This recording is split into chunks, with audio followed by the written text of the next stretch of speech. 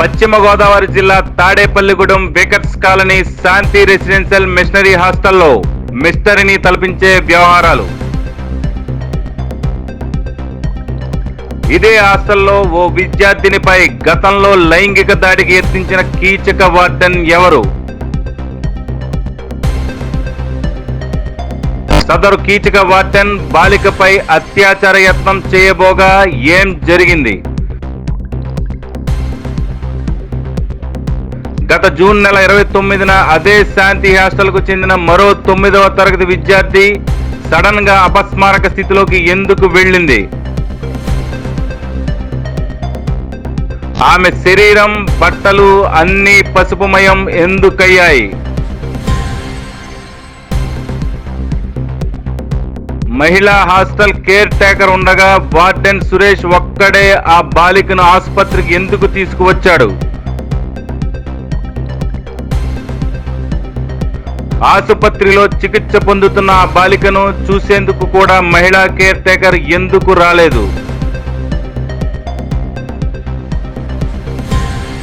సరైన అనుమతులు, వసతులు లేకుండా బాయ్స్ గర్ల్స్ హాస్టల్ పక్క పక్కనే ఎందుకు ఉంచారు?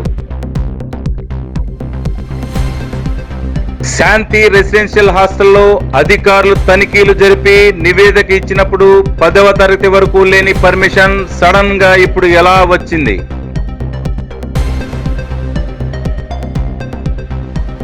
జూన్ నెలలో 5వ తరగతి వరకే పర్మిషన్ ఉండగా ఇప్పుడు తాజాగా 10వ తరగతి వరకు పర్మిషన్ అంత సడన్ గా రావడం వెనుక ఎంతమంది అధికారుల పాత్ర ఉంది?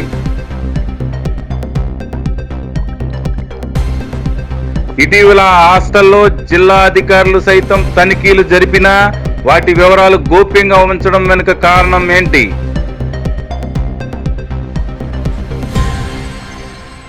హాస్టల్లోకి మీడియాను అనుమతించకపోవడం వెనుక అసలు రహస్యం ఏంటి?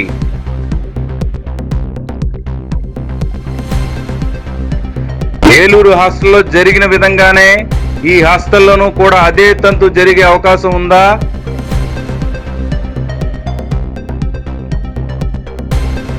అధికారులు ఎందుకు ఈ హాస్టల్ వ్యవహారం గోప్యంగా ఉంచి విచారణ చేపట్టడం వెనుకున్న రహస్యం ఏంటి?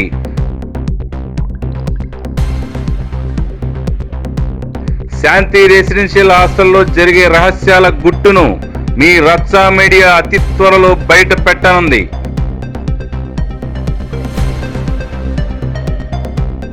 చూస్తూనే ఉండండి మీ అభిమాన ఛానల్ రచ్చ మీడియా.